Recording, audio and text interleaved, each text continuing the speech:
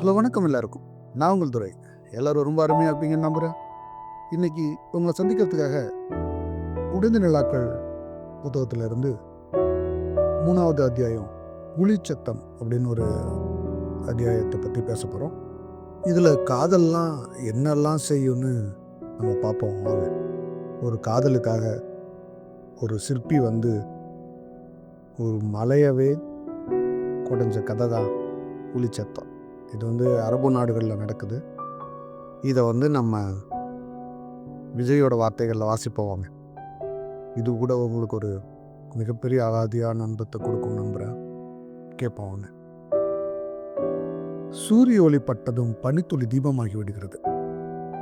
காதலின் ஒளிப்பட்டதும் வெற்றிடமாயிருந்த மனம் தியான மண்டபமாய் ஆகிவிடுகிறது. குயவன் கைக்கு போகும் மண், காதலிக்கு போகும் மனம், இரண்டுக்குமே உருவம் கிடைக்கும். இதயத்திலிருந்து பீரிட்ட வார்த்தைகள் நுனிநாக்கு வரை வலிக்கு கொண்டு மீண்டும் உள்ளே ஓடிவிழும் அவஸ்தையில் காதல் இருக்கிறது. காதல் ஒரு சலவை நிலையம். இங்கே மனம் தூய்மையாக. ஆனால் என்ன, காதல் அடித்து துவைத்துதான் தூய்மைப்படுத்தும். அப்படி காதலால் அடித்து துவைக்கப்பட்ட ஒரு அரபு சிப்பி பர்கத்தின் இதய சத்தம்தான் இந்த ஒளிச்சத்தம். பூக்களே பூக்காத பாலைவனத்தின் பூமியான அரபு நாட்டிலிருந்துதான் வாசனை திரவியங்கள் உலக புகழ் பெறுகின்றன. அந்த அரபு நாடுகளின் அரசன் குஷ்ரு பர்வேஷ். குஷ்ரு பர்வேஸுக்காக பூத்த ஒரு குறிஞ்சி பூதான் ஷெரின் என்ற இளவரசி. குஷ்ரு பர்வேஷின் கனவுகளில் குதிரை குளம்படி சத்தங்கள் மறைந்தன. ஷெரினின் சிறுகோசை கேட்கத் தொடங்குகிறது. ஷெரின் அவள் அரபு பாலைவனத்தின் பனிதேசம். ஒட்டகங்களின் மீது உலா வந்த மான். அவளை படைத்து முடித்துவிட்டு பிரம்மன் கை துடைத்து போட்ட கைக்குட்டை தான் வானவில். பெண் 2 கட்டங்களில் மிக அழகாக இருப்பாள். அவளின் 15வது வயதில் அவள் குழந்தை பெற்ற கட்டத்தில் ஷெரினுக்கு 15 வயது. பால் நுரை அள்ளி அள்ளி செய்த அங்கங்கள், எண்ணெய் நுரை கொட்டி கொட்டி செய்த மென்மைகள், மதநுரையை பொங்கி பொங்கி செய்த பொலிவுகள். ஒரு பெண் அழகாக இல்லை என்றால் அந்த பெண்ணுக்கு மட்டும்தான் பிரச்சனை. ஒரு பெண் அழகாக இருந்துவிட்டால் பல ஆண்களுக்கு அதனால் பிரச்சனை. அந்த அரபு நாட்டின் பல பாலகர்களுக்கு மீசை முளைக்க காரணம் ஷெரின் என்ற பேரழகியை பற்றிய நினைப்புகள் தான். அந்த பாலைவன பாலருவி பந்தாடு விளையாட ஒரு பூங்கா அமைக்கப்பட்டது. அந்த பூங்காவில் பல சிற்பங்கள் செதுக்க ஒரு சிற்பி நியமிக்கப்பட்டான். அவன்தான் பர்கத். பகலில் பாலைவன வெயில் தோல் பொசுக்கும். அதனால் பர்கத் பகலில் சிற்பம் செதுக்க மாட்டான். நிலாவின் ஒளிமலையில் நடந்தபடி சிற்பம் செதுக்குவான். ஒரு பொன் மாலை. ஆகாயத்தில் தங்க நதியும் வெள்ளி நதியும் கைகோத்து ஓடி உறைந்து கிடந்தது. திரைப்படத்துக்கு போகும் சம்பவத்தை திருவிழாவிமாக கொண்டாடும் நடுத்தர வர்க்க பெண்ணை போல் மேகங்கள் பூரித்து மிதந்தன. பகலின் உதடும் இரவின் உதடும் மெல்ல மெல்ல நெருங்கி முத்தமிட்டு கொள்ளும் அந்தி நேரம். பூங்காவிற்கு நுழைந்தால் சரி, ஒரு பெருமூச்சு விட்டார். காற்றழுத்தத்தில் பூங்கா பூக்கள் சற்றென்று மலர்ந்தன. சிறு தோழிகள் சூழ்ந்திருந்தனர். ஷெரின் எத்தனை அழகு என்று உற்று பார்த்து சொல்கிறாள் ஒருத்தி. நீ பார்த்தது ஷெரினை அல்ல, அவள் நிழலை என்று எள்ளுகிறாள் மற்றொருத்தி. ஷெரின் தன் ஊதா நிற கண்களால் பூக்களை நோட்டமிடுகிறாள். ஏய் பெண்களே, வாருங்கள், பூப்பறித்து பந்து கட்டுவோம் என்று பூவை விட அழகான விரல்களால் பூப்பறிக்க தூங்குகிறாள் ஷெரின்.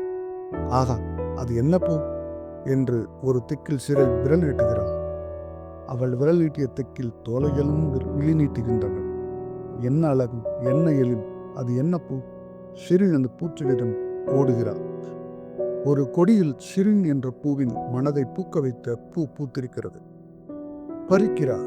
பூவை பறிக்க இயலவில்லை. மறுபடியும் அந்த பூவை பறிக்கிறாள். பூ செடியோடு ஒட்டி கொண்டிருக்கிறது. இது என்ன ஆச்சரியம்! ஷெரின் முகத்தில் வியப்பின் நெசவுகள். தோழி பெண்களும் அந்த கொடியில் பூ பறிக்க முயற்சி தோற்கின்றனர். கற்சாலையில் ஓடும் மாட்டு வண்டி போல் கடகடத்து ஓடு சிரிப்போசை. குருஸ் பர்வேஸ் நிற்கிறார். ஷிரின், உன்னால் மட்டுமல்ல, யாராலும் அந்த செடியிலிருந்து பூக்களை பறிக்க முடியாது. ஒரு வானவில் வினாக்குறியை வளைவது போல ஷிரின் புருவங்கள் வளைகின்றன. ஆமாம் அழகி, அந்த பூக்களை பறிக்க முடியாது. ஏனென்றால் அவை கல் பூக்கள், கல்லில் செதுக்கிய பூக்கள். ஷெரின் பிரமிக்கிறாள். கல்லில் பூ செதுக்கி கல்லை பூக்க வைத்த கலைஞன் யார்? அவன் சிற்பி பர்கித். இந்த பூக்களில் சிலைகள் செய்பவன். தோழிகள் முணுமுணுத்தனர். கல்லை பூவாக்கியவன் பர்கத் என்ற சிற்பியார். ஏனோ சிறுனுக்குள் பர்கத் என்றதும் சில்லென்ற ஒரு தித்திப்பு தொண்டைக்குள்ளில் இறங்கி இதயத்தில் தேங்கியது. குருஸ் பர்வேஸை தவிர்ப்பதற்காக பந்தாட்டத்தை தவிர்த்துவிட்டு பறந்து போனது அந்த நீலோன் மணிப்புறா. நிலாக்கள் இறங்கும் நேரத்தில் பர்கத் பூங்காவிற்கு வந்தான். உளி எடுத்தான், சுத்தியல் தொடுத்தான், கற்களுக்குள்ளிருந்து சிற்பங்களை கண்டுபிடிக்க ஆரம்பித்தான். அவன் கண்கள் பூங்காவின் தரையை கவனித்தது. பல காலடிச் சுவடுகள். அதில் ஒரு காலடிச் சுவடு மட்டும் ரோஜா கொத்தாய் காட்சியளித்தது. காலடிச் சுவடே இத்தனை அழகா? நிலாக்களாய் இறங்கி வந்து நடந்திருக்குமோ? யார் இந்த சுவடுகளுக்கு சொந்தக்காரி? பர்கத் கவுன்கள் அந்த காலடிச் சுவடில் மூழ்கியது. கைகள் உளியை கல்லில் மீட்டு கொண்டிருந்தது. ஒரு சிற்பம் உருவானது. மறுநாள் மாலை வந்தாள் ஷெரின். ஒரு கணம் அதிர்ந்தாள். யார் நிலக்கண்ணாடியை பூங்காவிற்குள் வைத்தது என்றாள். தோழிகள் குழம்பினர். அதோ என் உருவம் கண்ணாடியில் தெரிகிறதே என்றாள் ஷெரின். இளவரசி, அது கண்ணாடியில் தெரியும் உருவம் இல்லை, கற்சிலை. யாரோ உங்களை செதுக்கியிருக்கிறார்கள். ஷெரின் மனதில் சில நொடிகள் 1000 பட்டாம்பூச்சிகளின் பிரவசமாகி இறக்கையடித்து பறந்தன. அது பர்கத்தாகத்தான் இருக்குமோ? மனதில் யாரோ தந்தி கம்பிகளை இழுத்து கட்டி தடவினார்கள். அது பர்கத்தாக இருந்தால் இதயம் ஒரு பனிக்குளியலுக்கு போனது. அது பர்கத்தாகத்தான் இருக்கும். இரத்தத்தில் அணுக்கள் ஓவென்று கத்தியது. நிலா வந்தது. தோழிகள் புறப்பட்டன. ஷெரின் மட்டும் தனிமையில். வந்தான் பர்கத். ஷிரின் தன் சிலையை பார்த்தபடி சிலையாய் நின்றிருந்தாள். உயிர் சிலையை தான் செதுக்கிய கற்சிலை என்றெண்ணி இட்டான். சிலித்தது சிலை, அசைந்தது சிலை. ஒரு வினாடி அதிர்ந்த பர்கத் உணர்ந்தான். முத்தமிட்டது கற்சிலைக்கு இல்லை, உயிர் சிலை ஷெரினுக்கு. முத்தம் பெற்ற ஆனந்த அதிர்வில் முழு நிலா வெட்கம் என்ற மூடுபனிக்கு முகாமிட்டிருந்தது. மெல்ல வெட்கத்தை உதறிவிட்டு எட்டி பார்த்தாள் ஷெரின். நீங்கள் பர்கத்தா? நீ ஷெரினா? என்னை முன்பின் பாராமல் எப்படி செதுக்கினீர்கள்? உன் பாதச்சோடு கண்டேன், அதை வைத்து சிற்பம் செதுக்கினேன். இதற்கு மேல் பேசியது உதடுகள் இல்லை, கண்கள். காதல் சில நொடிகளில் தீர்மானிக்கப்பட்டு விடுகிறது. யார் மீது, ஏன், எதற்கு, எதனால், எப்படி? இந்த வினாக்குறிகள் எல்லாம் காதலின் முன்பு பொடி பொடியாக உதிர்ந்துவிடும். சிக்கிமுக்கி கல்லில் இருந்து மட்டுமல்ல, 2 பனிக்கட்டிகளை உரசினால் கூட காதல் என்ற நெருப்பு கசியும். நாட்கள் நகர்ந்தன. சந்திப்புகள் தொடர்ந்தன. அவள் அவனோடு பந்தாடுவாள். பூப்பந்தாடுகிறாய், பூப்பந்துகள் என்னை பந்தாடுகிறதே என்றான் பன்கத். ஷெரின் என்ற நாடி துடிக்கும் கண்ணாடி சிலை கிளிக் என்றது. வரமே, ஒரு வரம் வேண்டும் என்றான். கேட்கலாமா? கிடைக்குமா? ஒரு பெண்ணால் என்ற ஒரு எழுத்தை கொண்டு கவி எழுத முடியுமோ என்று எண்ணியபடி பர்கத், உன் உதடுகளை எனக்கு புல்லாங்குழலாக்கி தருவாயா என்றான். அவள் சொல்லவில்லை. சொல்வதற்கு ஏன் நொடிகளை விரைவுபடுத்த வேண்டும்? உதடுகளை புல்லாங்குழலாக்கி தந்தாள். அவன் இசைத்து கொண்டிருந்தான். அவள் இசைந்து கொண்டிருந்தாள். ஒரு எருமலையை 2 துண்டுகளாக்கி கண்களில் தேக்கிக் கொண்டு அந்த காட்சியை பார்த்து கொண்டிருந்தான் குஷ்ரு பர்வேஸ். சூரியன் ஆனா பெண்ணா? பெயர் கொண்டு பார்த்தால் சூரியன் ஆண், குணம் கொண்டு பார்த்தால் சூரியன் பெண். சாந்தம், தெளிவு, கோபம், நாணம், இவைகளே பெண்மையின் குணம். சூரியனுக்கும் இவைகள் உண்டு. வைகரையில் சூரியனுக்கு சாந்த குணம், காலை நேரத்தில் தெளிவு குணம், மதிய பொழுதில் கோபகுணம், அந்தி நேரத்தில் நாணகுணம். ஆக சூரியன் பெண்ணே. ஷிரின் என்ற சூரியனின் முகத்திலும் அந்த 4 உணர்ச்சிகளும் பிரதிபலித்தன. புல்லாங்குழல் என்ற இசைக்கருவியை இசைக்க வேண்டுமெனில் மூச்சு கட்டும் பழக்கம் வேண்டும். மூச்சு கட்டாமல் இசைக்க உதடுகள் தான் நல்ல புல்லாங்குழல் என்று உணர்ந்தார்கள் ஷெரினும் பர்கத்தும்.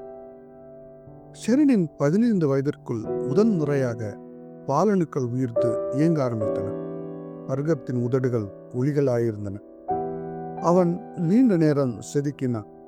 செதுக்க செதுக்க தேன் கசியும் நிகழ்ச்சி. ஆண்மை மூர்க்கம் துவங்கியது. பெண்மை வடாரென விழித்தது. அவர்கள் உதடுகளை கழற்றிக் கொண்டனர். ஒரு கல் குளத்தில் விழும் ஓசை வெளிப்பட்டது. அது என்ன ஓசை என்று பூங்காப்பூக்கள் விழித்தன. ஏன் என்றான் பர்கத். இல்லை என்றால் ஷெரின். ஏன் பெண்ணை விலகிக் கொண்டாய் என்ற வினாவின் சுருக்கம்தான் ஏன் என்றான் பர்கத். இதற்கு மேல் எனக்கு சக்தி இல்லை என்ற பதில் சுருக்கம்தான் இல்லை என்றால் ஷெரின். அப்போது ஒரு கூர்வால் ரெக்கை எடுத்து பறந்து வந்து பர்கத்தின் தோளில் கொட்டி குத்தியது. குருஸ் பர்வேஸே அந்த வாளுக்குரியவன். ஷெரின் என்று உச்சரித்துவிட்டு மயங்கி விழுந்தான் பர்கத். எதையுமே உச்சரிக்காமல் மயங்கி விழுந்தாள் சரி. கண்கள் திறந்தான் பர்கத். இரத்த கசிவுடன் தோள்பட்டையில் ஒரு கட்டு. நெருப்பு கசிவுடன் குஷ்ரு பர்வேஸ். கண்ணீர் கசிவுடன் ஷெரிங். குஷ்ரு பர்வேஸ் தன் கனவுகளில் நட்சத்திரம் பூவிட்டு போன ஷெரினிடம் மன்றாடினான். அழகே, நீ என் கனவு என்றார்.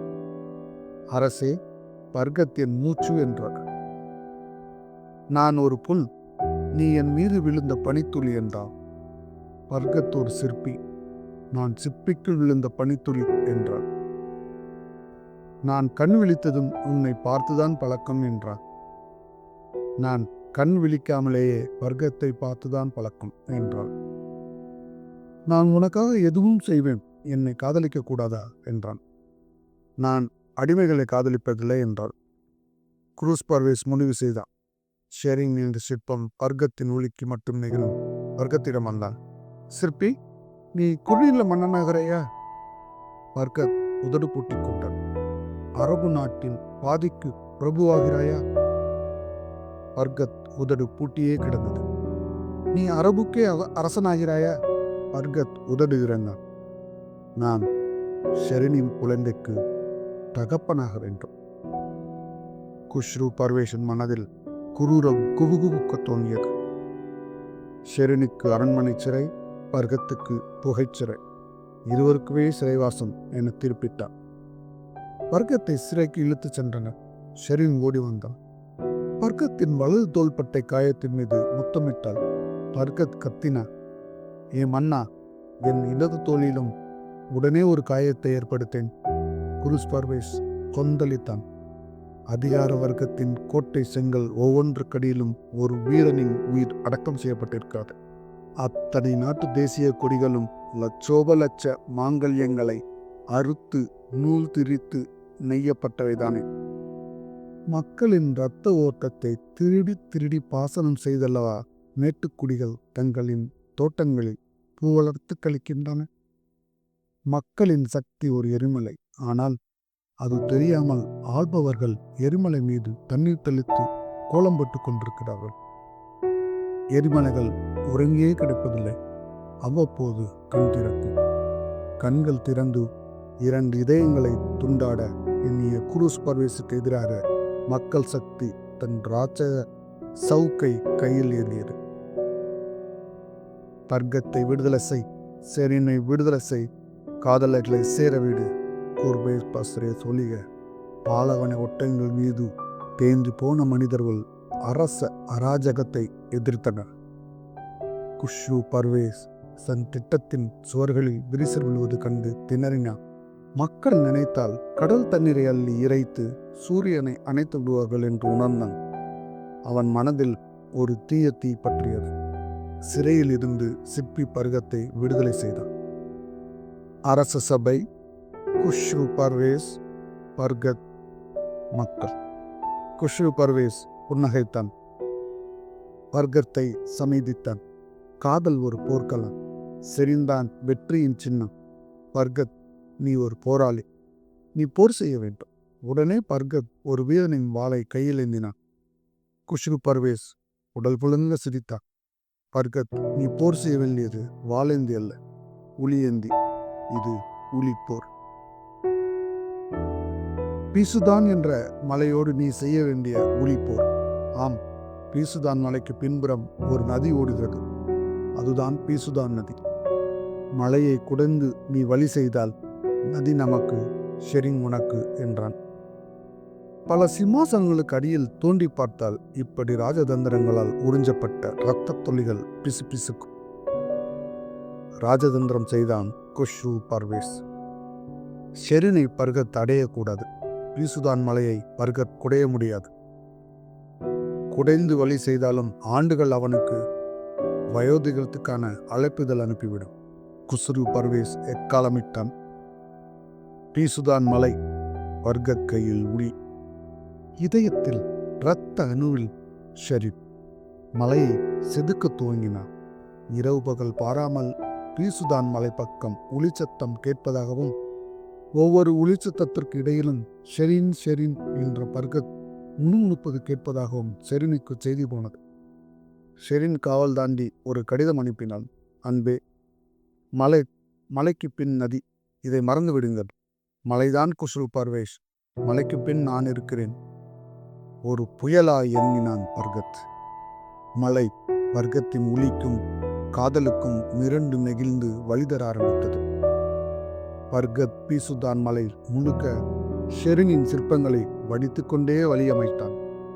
ஷோர்வும் தாகமும் வலியும் வருகையில் ஷெரினின் பேரழகை நினைப்பான். மதுகோப்பைக்குள் 2 தங்க மீன்கள் நீந்துவது போன்ற கண்கள், 8ஆம் நாள் நிலா போல அரைவட்ட வடிவ நெற்றி, தலைகீழாய் தொங்கும் தங்க நிற வினாக்குடி போன்ற நாசி, ஒரு 15 ஆண்டுகள் குங்குமப்பூ ரசத்தில் ஊறிய பெருச்சப்பழம் போன்ற உதடு, பால் கட்டிகளை பனிக்கட்டிகளாய் சேர்த்து கட்டியது போன்ற கண்ணா, கருப்பு நிறத்தில் பூத்த பருத்து பஞ்சு தோட்டம் போன்ற கூந்தல், 2 வெண்ணெய் உருண்டைகளை சரிசமமாய் எடை போட்டு தாளாட்டும் மார்புகள், படிகக் கல்லில் செய்த உடுக்கையில் மையப்பகுதி போன்ற இடை, ஒரு விரால் மென்குஞ்சு தாராளமாய் வசிக்கும் அளவு இருக்கும் தொப்புள், தந்தங்களை இணைத்து அதில் தாளங்கூ நிறமடித்து முயங்கை ஏற்ற முதுகு, இடது வலது இடது வலது என்ற ஜதியில் அதிரும் மெத்தென்ற பின்னழகு, ரோஜா நிற பளிங்கெடுத்து தூண் கடைந்தது போன்ற தொடை, ஒரு ஜான் அளவு அல்லிப்பூவில் 5 மல்லிகை பூக்களை ஒட்ட வைத்தது போன்ற பாதம், சோர்வும் தாகமும் வலியும் பறக்கும். ஒளி மலையை கிச்சு கிச்சு மூட்டிக்கொண்டே முன்னேறும். பர்கத்தின் கை சூடானது, உளி சூடானது, சுத்தியல் சூடானது. அவன் செதுக்கிய செதுக்கில் அந்த மலையே சூடானது. ஷெரின் ஷெரின் என்ற ஒளிச்சத்தம் ஒலிக்க ஒலிக்க மலையே குடைந்தான் மகா ஷெப்பி. மலையின் பின்புறம் பாய்ந்த நதி துளி துளியாய் கசிந்து வர ஆரம்பித்தது. குருஷ் பர்வேஸ் அதிர்ந்தான். பர்கத்தை முறியடிக்க யோசித்தார். ஒரு சூனியக்கார கிழவி மூலம் ஒரு திட்டம் அனுப்பினான். சூனியக்கார கிழவி பர்கத்திடம் வந்தாள். மகனே என்றாள். ஷெரின் ஷெரின் என்று ஜபித்து கிடந்தான் பர்கத். மகனே என்றால் மீண்டும். ஷெரின் ஷெரின் என்றபடி செத்து கிடந்தான் பர்கத். மகனே மகனே என்று பலமுறை கூறி வாய்வளித்த கிழவி குஷ்ரு பர்வேஸின் திட்டத்தை செயல்படுத்த அந்த பொய்யை கத்தினாள். அடே மடையா, ஷெரின் இறந்து மாதம் 1ஆகிவிட்டது. அவள் புதைத்த இடத்தில் புல் முளைத்து விட்டது. உள்ளிச்சத்தம் நின்றது. உயிர் சத்தம் நிற்கக் கோணது. ஷெரின் இறந்து விட்டாளா? பர்கத் எழுந்தான். ஷெரின் இறந்து விட்டாளா? பர்கத் விழுந்தான். உளியை பிடித்தான். சுத்தியல் எடுத்தான். தன் நெஞ்சில் இதயத்தின் நேராக உளியை வைத்தான். சுத்தியலை ஓங்கி இறக்கினான். ஷெரின் என்ற சத்தமும் உளியில் சுத்தியல் இருந்த சத்தமும் ஒன்றாய் ஒலித்தது. காதலிக்காக சிலை செதுக்கி மலையையும் செதுக்கி தன் இதயத்தையும் செதுக்கிக் கொண்ட சிற்பியின் மூச்சு சத்தம் சப்தமில்லாமல் பீசுதான் மலைக்குள் அடங்கி போனது. தனக்காக தன் காதலன் இன்னமும் பீசுதான் மலையை செதுக்கிக் கொண்டிருக்கிறான் என்ற நினைப்பில் ஷெரின் என்ற தேவதீபம் காத்துக்கொண்டே இருந்தது. அவ்வளோதாங்க. இதில் ஒவ்வொரு அத்தியாயத்தை நம்ம படிக்கிறப்பையும் தோத்து போதன காலோட வழியை நேரடியாக நம்ம அனுபவிக்கிற அந்த அனுபவத்தை விஜய் தன்னோட வார்த்தைகள் அப்படியே செதுக்கி செதுக்கி நம்மளை அள வைக்கிறார். மீண்டும் ஒரு நல்ல தலைப்போட உங்களுக்கு ஒரு மிகச்சிறந்த அனுபவத்தை கொடுக்கறதுக்கு மீண்டும் வரேன். அது வரைக்கும் சந்தோஷமாக இருங்க. வாழ்க்கையை ஒவ்வொரு நிமிஷத்தையும் அணு அணுவாக அனுபவிங்க. நன்றி, வணக்கம்.